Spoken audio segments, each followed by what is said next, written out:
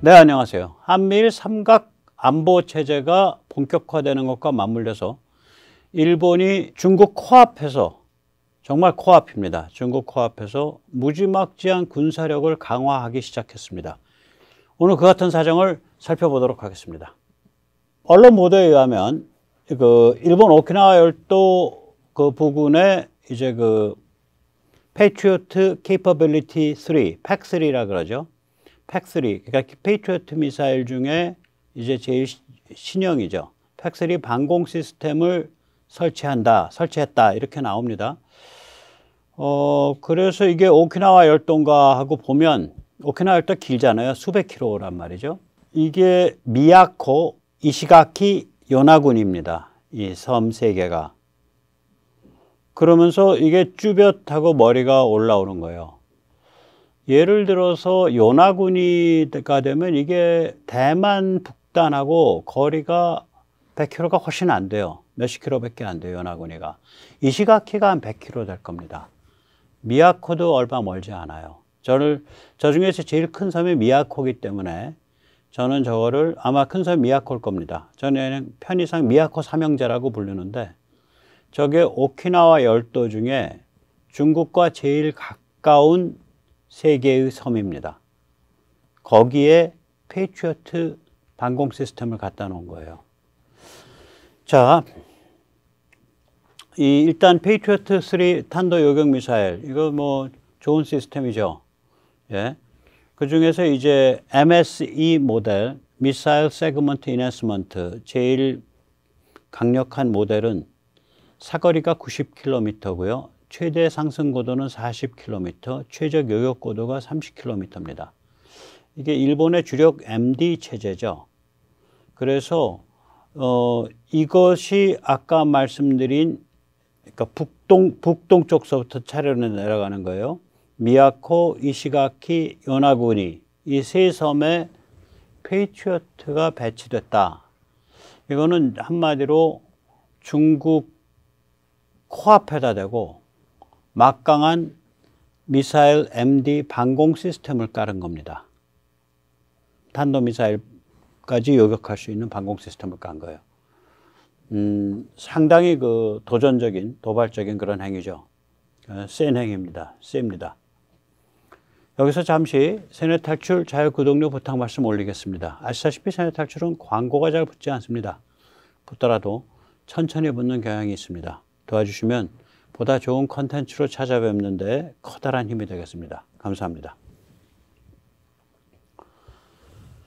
자, 여기가 어디냐? 네, 중국의 태평양 진출을 막는 초크 포인트입니다. 중국에서 태평양을 나가려고 그러려면 국제 영해는 통로가 둘밖에 없습니다. 하나가 미야코지마 해로고요. 미야코지마는 미야코 섬이란 소리죠. 미야코 섬이고요. 또 하나가 대만과 루선 섬 사이의 바시 해협입니다. 미야코 섬은 미야코 해로는 미야코 섬과 오키나와 섬 사이의 해로입니다.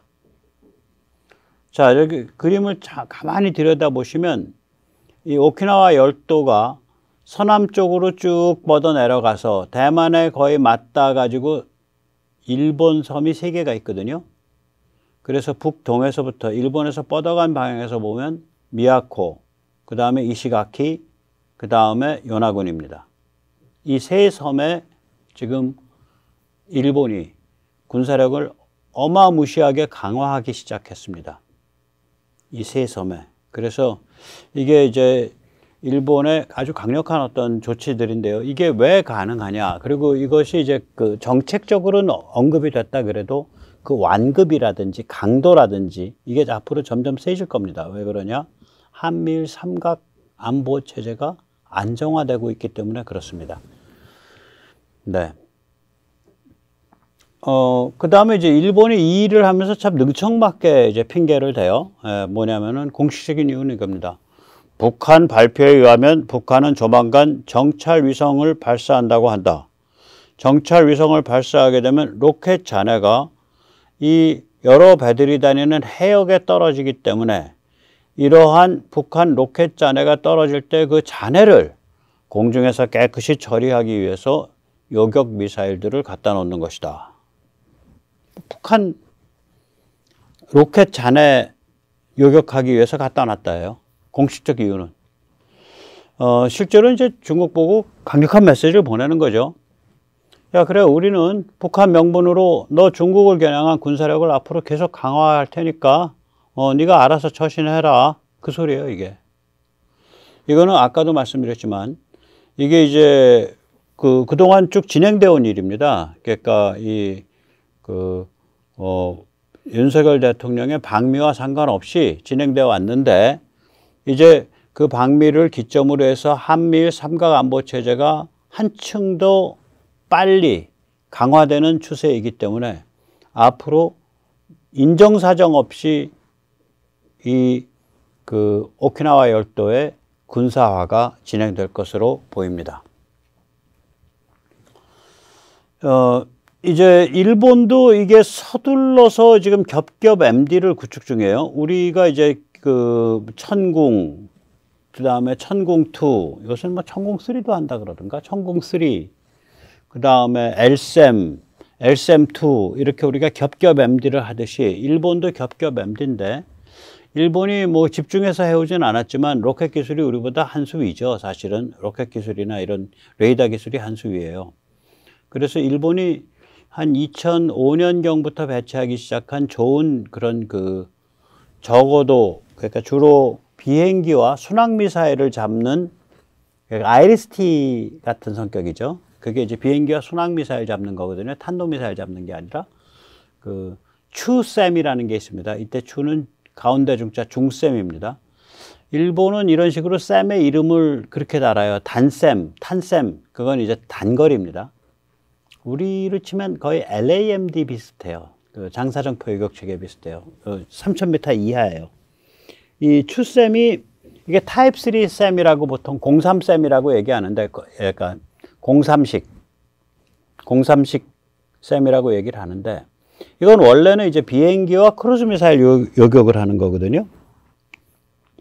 그런데 이거를 이제 그동안 개발 방향을 둘로 개발 방향이 있습니다. 하나는 배에서 쏘는 장거리 함대공 미사일로 이걸 개발하겠다.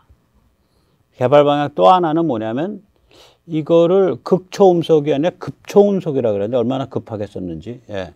극초음속 미사일, 탄도미사일 요격으로 사용하겠다. 그런데 이 두 번째 개발 방향 2가 지금 급물상을 타고 있어서 올해 이 극초음속 미사일, 탄도미사일 요격용으로 시험 발사가 있고요. 2027년까지 얘를 개발 완료 양산해서 배치하겠다는 건데, 이 배치가 어딘가 보면 14개 포대를 양산을 하겠다는 데인데 7개 포대가 오키나와입니다. 그 7개 중에 6개 정도가 아까 말한 미야코 삼형제로 갈 겁니다. 미야코, 이시가키, 요나구니. 예, 그런 지금 살벌한 일이 벌어지고 있죠. 네. 그래서 이제 여기에 뭐하러 가는데, 이제 이런 생각을 하는 거죠. 이건 외딴섬 방공망이잖아요. 굉장히 외딴 섬이죠. 대만 다 가서 크지도 않은 그런 오키나와 열도의 맨 끄트머리에 있는 그런 섬인데, 여기에 비싸고 좋은 방공망을 왜 갖다 놓냐. 여기 보면 이제 기사를 보면 왼쪽 기사는 이겁니다. 일본이 미사일, 이때 미사일은 뭐냐면은 함대지 미사일을 일본 육군이 운영합니다. 함대지 미사일 부대를 이시가키 섬에 보냈다, 그 소리예요. 그 다음에 두 번째 얘기는 뭐냐면, 지금 일본이 개발 중인 장거리 미사일은 난세이 아일랜드, 난세이 열도가 이제 우리로 치면, 우리 용어는 이제 오키나와 열도죠. 예, 난세이 열도로 보낼 것이다. 즉 다시 말해서 일본이 개발하고 있는 장거리 미사일의 대부분은 아까 미야코 삼형제 쪽으로 간다. 왜냐면 미야코 삼형제 끝나고 나면 오키나와 본토가 되는데, 오키나와 본토는 미군이 막고 있잖아요. 그다음 오키나와 본토보다 북쪽으로 오게 되면은 이제 큐슈 남단이 되니까 거기는 이제 일본 이제 그 본체가 되는 거죠. 그러니까 이게 자, 미사일 디펜스 페이트리엇도 미야코 삼형제 바로 대만 옆으로 갖다 놓고, 함대지 미사일도, 장거리 함대지 미사일도 바로 대만 옆으로 갖다 놓고, 뭐 이런 그 살벌한 거죠. 자, 그러면 이게 장거리 함대지 미사일이 뭐냐? 일본이 미사일 잘 만듭니다. 이게 12식 그 함대지가 아니라 지대함, 죄송합니다. 지대함입니다. 12식 지대함 미사일이거든요. Surface to Ship.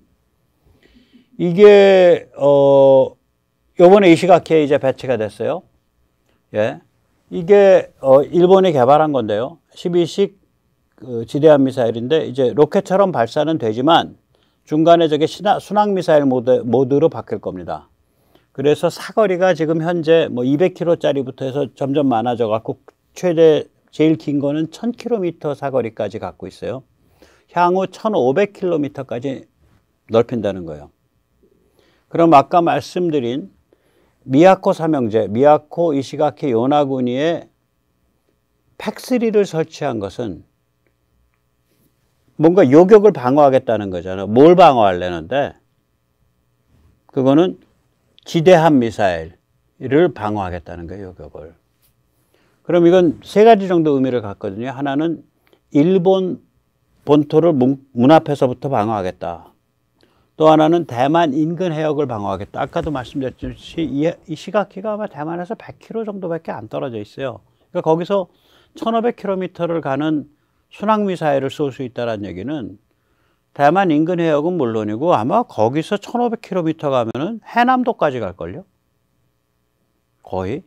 광동 앞바다까지는 당연히 가고. 거기가 복권, 푸지안 앞바다니까.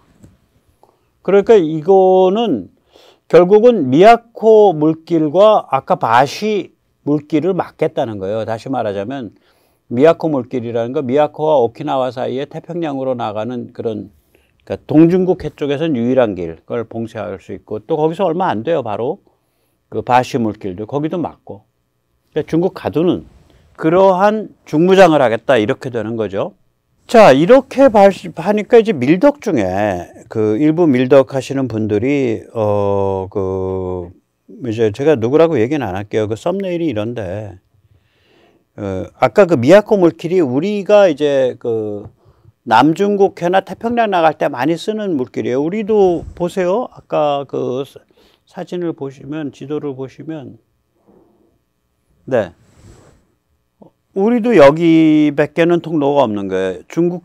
중국이 여기하고 바시밖에 통로가 없듯이 우리는 대만 해협은 안 가잖아, 배가 잘. 그럼 우리 미야코 해로로 나가야죠.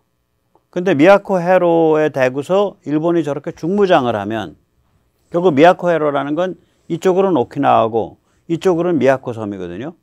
그리고 중앙에 그게 이제 영해인데 오키나와 쪽은 미군이 담당하고 있고 미야코, 이시가키, 요나구기를 일본이 담당하는 그런 구도란 말이에요, 지금. 그러면 우리도 우리가 태평양이나 이제 남중국 해로 갈 때 쓰는 해로죠, 당연히. 우리도 사용하는 해로죠. 이제 그거를 가지고 일본이 한국을, 그러니까 제압하기 위해서 미야코를 중무장한다. 이런 빌드업들이 계시는데 내가 굉장히 충격 먹었어요. 이분 별로 그렇게 뭐 문빠스럽거나 좌좀스러운 사람 아니거든요. 근데 이런 얘기를 태연히 하는 걸 보고 야, 밀리터리 평론하는 분들이 군사지정학 좀 하셔야겠다. 우리가 일본에 대해서 여러 가지 과거사 문제도 좀 정리를 해야 되고 감정적인 국민 정서적인 문제가 있지만 그 갈등이 있지만 그거하고 군사지정학적으로 적성국이냐 그건 아니거든요. 그러니까 일본 싫어. 일본 싸가지 없어. 일본 좀 경계해야 돼. 여러 가지 뜻에서. 그거하고 일본이 적성국이냐. 다시 말하자면 미야코 해로를 두드려 맞고서 한국의 백기를 끊을 놈들이냐. 이거는 전혀 다른 차원의 문제 아니에요.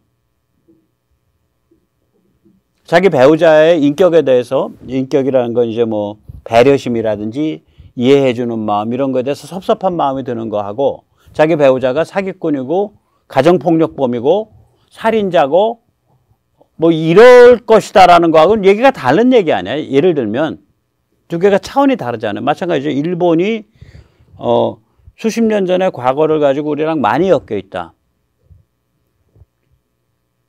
그래서 정리되지 않은 감정도 있고 정리되지 않은 이슈도 있다. 오케이, 맞을 수 있어요.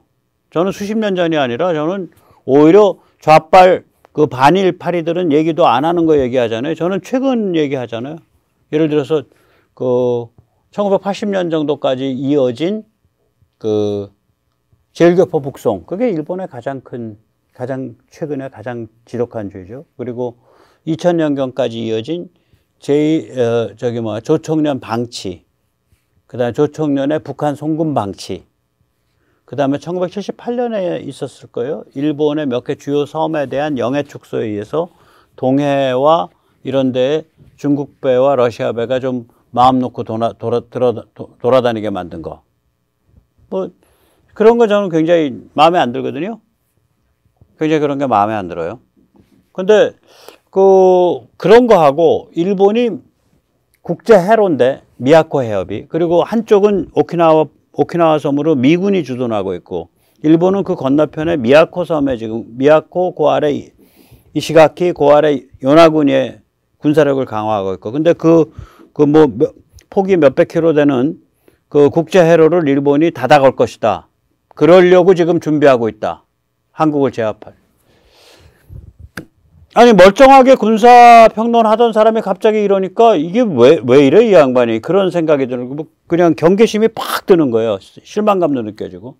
좀 제발 군사평론 하시는 분들은 쿨하게 지금 한미일 삼각 안보체제의 의미도 좀 생각을 해보시고, 중국과 러시아, 북한, 북중러의 야합, 연합을 어떻게 한미일이 힘을 합쳐서 깰 것인가, 이 고민을 좀, 이런 지정학적 고민을 좀, 군사지정학적 고민을 하시면서 했었으면 좋겠어요. 이제 이런 주장의 문제는 첫째가 이제 공정하지 못하죠. 네, 일본이 싸가지 없고 뭐 기분 나쁘다라는 거 하고, 그렇게 저는 뭐 별로 뭐 그런 생각도 있고 안 그런 생각도 있지만, 일본이 멀쩡한 국제 해로를, 그것도 건너편에 미군이 있는데 닫아 걸고 우리를 골탕 먹일 수 있다라는 거는 전혀 차원이 다른 얘기인데, 후자로 얘기를 하니까 일본에 대해서는 공정하지 못한 거죠. 둘째는 슬기롭지 못하죠. 그러면 이 이야기를 거꾸로 뒤집어 말하면, 이제 일본이 미야코 물길을 막는 꼴을 보느니, 미야코 물길에 중국 배가 마음대로 유사시도 드나들도록 해야 된다. 미야코에 무장을 안 해서. 그 소리가 되는 거 아니야. 슬기롭지 못한 거죠. 거기가 중국에 대한 초크 포인트 중에 하나거든요. 미야코 물길하고 바시 해협이. 중국의 숨통을, 우리 그 해로에 우리도 못 다니게 될 수 있을 것 같으니까, 일본 무장 때문에 그 해로를 가지고 중국 숨통을 조이지 말아라. 그 소리가 되는 거 아니야. 이분 뭐 전혀 중국 간첩스러운 사람 아니고 전혀 종중스러운 사람 아니거든, 평소에는. 왜 갑자기 이러는지 이해가 안 돼요. 그리고 제가 보기에는 이제 한미일 삼각 안보 체제가 이런 거였구나. 그리고 미국 확장 억지력 그거 100% 활용하는 게 이런 거였구나. 그 윤석열 잘했네. 뭐 이런 분위기가 많이 돌 가능성이 있어요, 몇 달 후에. 그러면 이런 거가 쪽팔린 소리가 되죠, 진짜로. 본인한테도 뭐 하루 이틀 밀리터리 평론하고 끝내실 분 아닌 것 같은데. 다시 한번 말씀드리면 윤 대통령의 삼지창은 이겁니다. 하나는 미국 확장 억지를 최대 활용한다. 이거 점점 더 아마 살벌한 미국 확장 억지 전략자산이 한반도에 빈번하게 출현할 겁니다. 두 번째는 이제 한미일 삼각 안보 체제를 강화한다. 그런데 이제 한미일 삼각 안보 체제 안에는 지소미아 정상화로 우리가 실시간으로 일본으로부터 위성 정보를 받는 것, 일본 위성 정보를 받는 것은 당연한 거고, 거기에는 일본이 동중국해를 철통 방어한다라는 게 포함되는 거예요.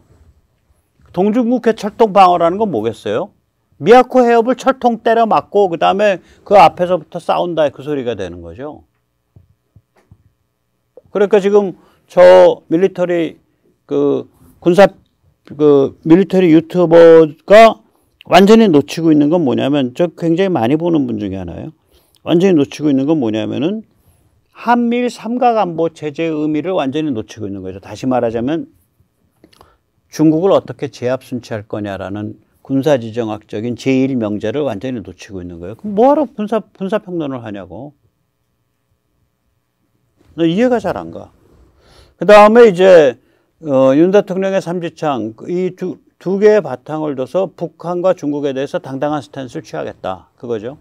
그래서 앞으로 한미일 삼각안보 체제가 더 이렇게 발전하면서 이런 그 지금 일본의 그 미야코 삼형제, 즉 미야코, 이시가키, 요나구니, 이 대만과 붙어 있는 섬들을 중무장하는 것과 같은 그러한 일본의 그 아주 그 대담하고 아주 그 맥을 찌르는 그런 군사적 행위, 그러한 군사 준비 행위가 앞으로 점점 더 강해질 겁니다.